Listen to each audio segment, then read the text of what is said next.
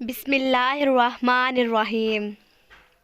دوپہر کا وقت تھا۔ گلیوں اور بازاروں میں معمول کے وقت کی رونق تھی۔ سب لوگ اپنے کام کاج میں مصروف تھے۔ ایسے میں سیاہ لباس میں خود کو مکمل طور پر ڈھانپنے چند افراد کا گروہ تیز تیز قدم اٹھائے ایک جانب کو چلا جا رہا تھا۔ ان کے اندر میں بلا کی تیزی تھی اور ان کا تنفس بولا ہوا تھا۔ یہ سلطان صلاح الدین ایوبی اور ان کے 4 مصاحب خاص تھے جو ایک جگہ پر جا رہے تھے جس کے بارے میں سن کر ان کے رونگٹے کھڑے ہوئے جا رہے تھے۔ ان کی منزل ایک ایسی جگہ تھی جس کے بارے میں تشویشناک خبریں انہیں کئی روز سے مل رہی تھیں، لیکن آج جو خبر انہیں ملی تھی اس کے بعد سلطان صلاح الدین ایوبی اپنے محل میں رک نہیں پائے اور اپنے تمام ضروری کاموں کو چھوڑ کر وہ اس جگہ کی جانب تیزی سے چل پڑے تھے، کیونکہ آج اگر سلطان صلاح الدین ایوبی ذرا سی بھی دیر کرتے تو نہ جانے کیا سے کیا ہو جاتا۔ یہ 5 افراد بجلی کی سی تیزی سے شہر کے شمال کی جانب بڑھے جا رہے تھے۔ یہ شہر حال ہی میں سلطان صلاح الدین ایوبی نے فتح کیا تھا اور اپنے احکامات کے مطابق یہاں پر اسلامی قوانین نافذ کر دیے تھے۔ شہر میں ہر طرف اسلام کے مطابق مردوں اور عورتوں کا لباس اور چال چلن صاف نظر آ رہا تھا۔ زیادہ دیر نہیں گزری تھی کہ سلطان اور اس کے مصاحب خاص اپنی جائے مقصود پر پہنچ گئے۔ یہ ایک کچا سا مکان تھا جس میں صرف ایک ہی کمرہ نظر آتا تھا۔ اس کمرے کا ایک دروازہ اور ایک کھڑکی تھی جو باہر کی سمت کھلتی تھی۔ کمرے کے اندر مکمل خاموشی تھی، لیکن کمرے کے باہر افراد کا ایک جمغفیر تھا جو اکٹھا ہوا تھا اور خوف اور دہشت بھری نظروں سے اس مکان کی جانب دیکھے جا رہا تھا۔ جب سلطان اس مکان کے پاس پہنچے تو ایک شخص تیزی سے ساتھ آ گئے اور سلطان کو اطلاع دی کہ اس مکان میں موجود پنڈت آج پھر ایک انسان کو اپنے ساتھ اندر لے گیا ہے اور آج پھر وہ اسے جانور بنانے والا ہے۔ یہ سن کر سلطان کا خون کھول اٹھا۔ وہ کئی روز سے یہ اطلاعات پا ہے کہ شہر کے دور دراز سے اس مکان میں ایک ایسا پنڈت آ کر آباد ہو گیا ہے جو لوگوں کو اپنے گھر کے اندر بلاتا ہے اور اس انسان کو جانور بنا دیتا ہے۔ اس مکان کے اندر تو پنڈت کے ساتھ ایک انسان جاتا ہے، لیکن اپنے گناہوں کی وجہ سے جب وہ انسان باہر نکلتا ہے تو جانور بن چکا ہوتا ہے۔ لوگوں میں بے پناہ خوف و ہراس پھیلا ہوا تھا کہ ابھی ابھی حیرانی بھری نظروں سے وہ اس مکان کی جانب تک رہے تھے۔ آیا اب اس مکان سے جانور باہر نکلا کہ نکلا؟ لیکن سلطان صلاح الدین ایوبی نے جب یہ تمام منظر دیکھا تو ان کی چھٹی حس بیدار ہو گئی۔ سلطان نے دیکھا کہ مکان کے سامنے والے حصے میں تو صرف ایک دیوار میں ایک کھڑکی ہے اور دروازہ ہے، جبکہ پچھلے حصے کی طرف گھنا جنگل ہے۔ سلطان نے اپنے ساتھیوں کو مکان کے دروازے پر نظر رکھنے کا اشارہ کیا تاکہ اگر وہاں سے کوئی جانور باہر نکلے تو فوراً ایکشن لیا جا سکے۔ خود سلطان تمام افراد سے نظر بچا کر مکان کے پچھلے حصے کی طرف چلے گئے۔ پیچھے گھنا جنگل پھیلا ہوا تھا جس میں ہاتھ کو ہاتھ بھی سجائی نہیں دیتا تھا، لیکن سلطان تو پھر آخر سلطان صلاح الدین ایوبی تھے جن کے سامنے کوئی مشکل نہیں ٹھہرتی تھی۔ سلطان کو شکار کا بے حد تجربہ تھا، اس لیے وہ ایسے جنگلات میں راستہ بنانے کا ہنر بھی جانتے تھے۔ سلطان نے کسی نہ کسی طرح مکان کے پچھلے حصے کی طرف پہنچنے کا راستہ بنا لیا اور خاموشی سے مکان کی پچھلی دیوار کے ساتھ لگ کر کھڑے ہو گئے۔ تھوڑی سی دیر تلاش بسار کے بعد سلطان کو ایک چھوٹا سا سوراخ دیوار میں نظر آ گیا۔ یہی تو سلطان چاہتے تھے۔ وہ جاننا چاہتے تھے کہ آخر اس مکان کے اندر کیا ہو رہا ہے، اور جب سلطان نے اس سوراخ سے جھانک کر مکان کے اندر دیکھا تو ان کی روح تک ہل کر رہ گئی، کیونکہ اندر واقعی پنڈت کے ساتھ ایک انسان موجود تھا، اور جو کچھ اس انسان کے ساتھ ہوا اسے دیکھ کر سلطان صلاح الدین ایوبی جیسے مضبوط انسان کے اعصاب بھی شل ہو گئے۔ اندر سے ہولناک منظر نے سلطان صلاح الدین ایوبی کو چونکا کر رکھ دیا۔ وہ چاہ کر بھی اس وقت کچھ نہیں کر سکتے تھے۔ آخرکار چپ چاپ سلطان صلاح الدین ایوبی جنگل کے بیچ میں سے نکل کر واپس مکان کے سامنے والے حصے میں آ گئے۔ سلطان کے ہوش اڑ چکے تھے اور وہ کچھ کہنے اور سننے کے لائق نہیں تھے۔ زیادہ دیر نہیں گزری تھی کہ اچانک مکان کا دروازہ کھلا اور ایک بڑا سا سیاہ ریچھ بھاگتا ہوا دروازے کے باہر نکل آیا۔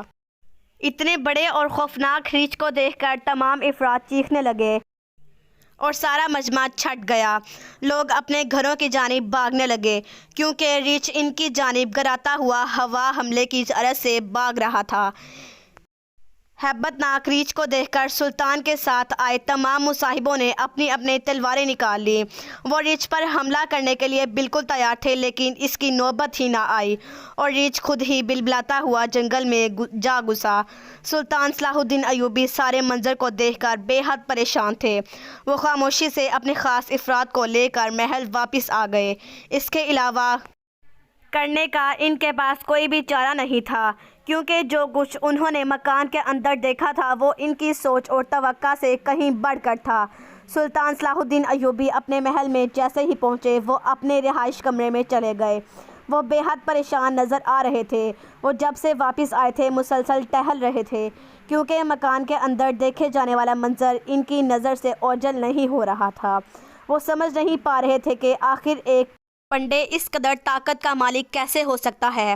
انہیں رہ رہ کر اس پنڈت کی خبیث شکل یاد آ رہی تھی۔ سلطان کو اپنے شہر پر باطل قوتوں کے سامنے منڈلاتے ہوئے نظر آ رہے تھے۔ اس سے پہلے کہ بہت کچھ برا ہو جاتا سلطان کو اسے روکنا تھا، لیکن روکنا کیسے تھا؟ سلطان کو اس چیز کے لیے کوئی بہترین لاہ عمل تیار کرنی تھی۔ آخرکار سلطان کے ذہن میں ایک سوچ ابھری اور سلطان نے اس پر عمل کرنے کی ٹھانی۔ بے حد پریشان سلطان نے اپنے وزیر کو بلایا۔ اسے کہا کہ شہر کے شمال کے جانب ایک کچے سے مکان کے اندر جو ہندو پنڈت آ کر رہائش پذیر ہوا ہے، اس پنڈت کو مجھ تک لے کر آؤ، لیکن خیال رکھنا کہ وہ یہ نہ جان پائے کہ میں نے اسے اپنے پاس کیوں بلایا ہے۔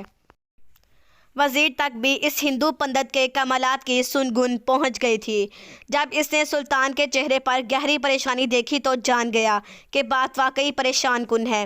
وزیر نے بادشاہ کو یقین دہانی کروائی کہ وہ جلد ہی پنڈت کو لے کر بادشاہ کے پاس حاضر ہو جائے گا، لیکن سلطان تو چاہتے تھے کہ ذرا سی بھی دیر کیے بغیر وزیر اس پنڈت کو لینے روانہ ہو جائے۔ اس لیے وزیر نے سلطان کی بات مان لی اور پنڈت کو لینے نکل پڑا۔ سلطان صلاح الدین ایوبی بے چینی سے اس پنڈت کا انتظار میں ٹہل رہے تھے۔ ان کے اندر سے بے چینی صاف جھلک رہی تھی۔ زیادہ دیر نہیں گزری تھی کہ اچانک سلطان صلاح الدین ایوبی کو شدید بے گھبراہٹ محسوس ہوئی۔ سلطان سمجھ گئے کہ وہ جس کا انتظار کر رہے تھے وہ شخص آ پہنچا، اور واقعی ایسا ہی تھا۔ سلطان نے جب پلٹ کر دروازے کی جانب دیکھا تو دروازے سے وزیر کے ہمراہ ایک ہندو پنڈت اپنی لاٹھی کو ٹیکتا ہوا اندر داخل ہو رہا تھا۔ یہ شکل سے ایک بوڑھا انسان لگتا تھا، لیکن اس کی آنکھوں میں بلا کی چمک اور تیزی تھی۔ اس نے اپنے سر پر ہندوؤں کی مخصوص چادر باندھ رکھی تھی۔ اس کے ہاتھ میں موجود لاٹھی بھی ایک عجیب طرز کی لاٹھی تھی، جس کے سر پر ایک چمکدار پتھر جڑا ہوا تھا۔ جب یہ ہندو پنڈت اس لاٹھی کو فرش پر ٹیکتا تو اس میں سے کھناکے دار آواز نکلتی۔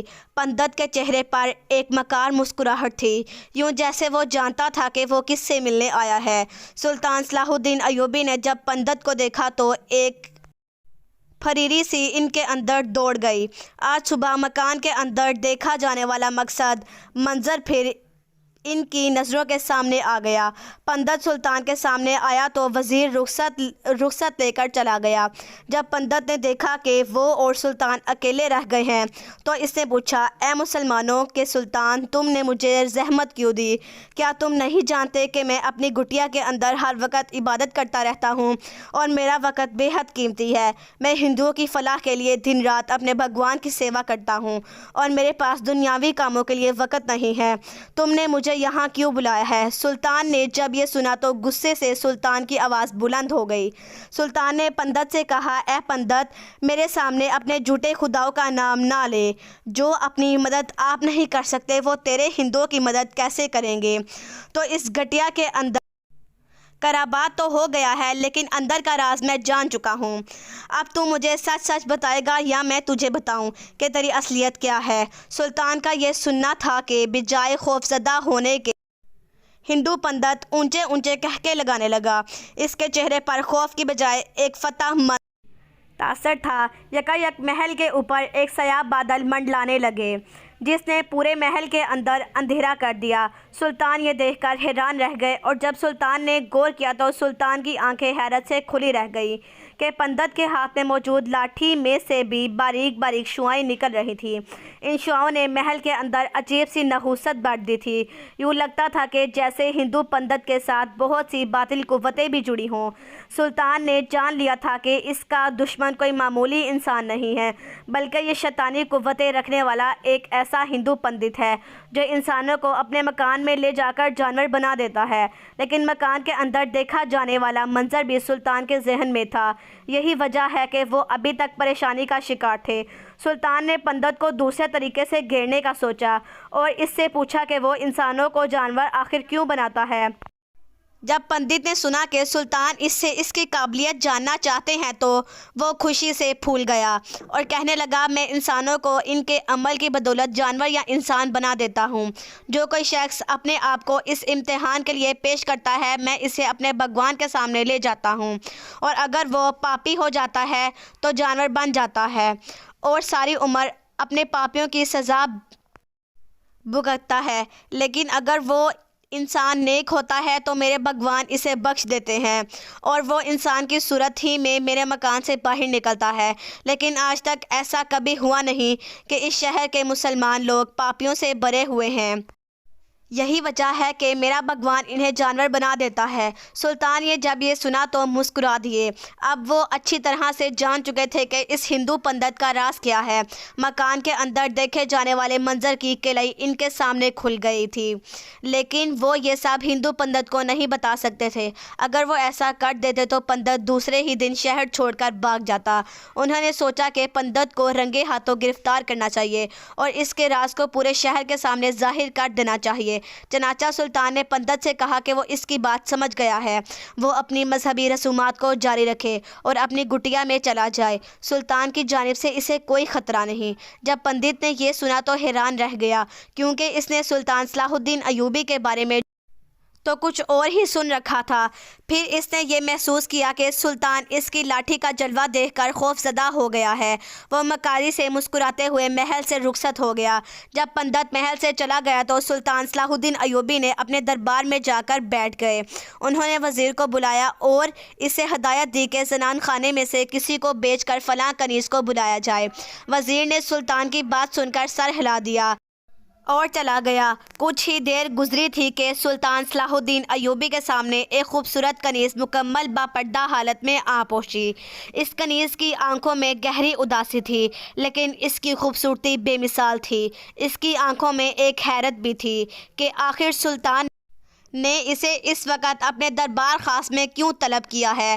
وہ تو پہلے ہی غموں کی ماری ہوئی کنیز تھی جس کا دل دکھ سے پھٹا جا رہا تھا۔ آخر سلطان کو اس سے کیا کام پڑ گیا تھا؟ سلطان صلاح الدین ایوبی نے اپنی سوچوں میں گم جب کنیز کی موجودگی کو محسوس کیا تو بغیر نظر اٹھائے اس سے کہنے لگے، اے کنیز، میں جانتا ہوں کہ میرا تمہیں اس طرح یہاں بلانا ناگوار گزرا ہوگا۔ تم عرصہ دراز سے اپنے گمشدہ شوہر کا انتظار کر رہی ہو اور اس کی محبت تمہارے دل کو سکون نہیں آنے دیتی۔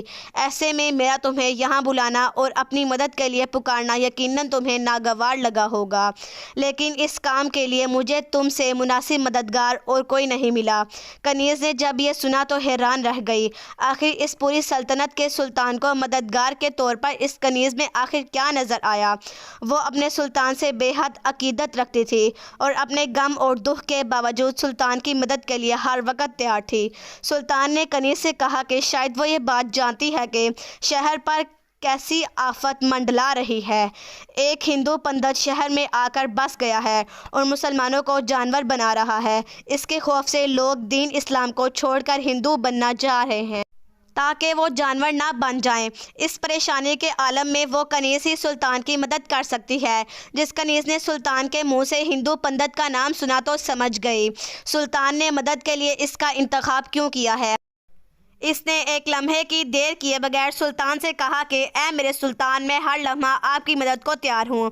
آپ جیسا چاہیں گے میں ویسا کروں گی۔ سلطان نے جب کنیز کا یہ جواب سنا تو مسکرا دیے۔ وہ جانتے تھے کہ ان کی رعا یا نیکی کا ساتھ دینے میں کبھی پیچھے نہیں ہٹے گی۔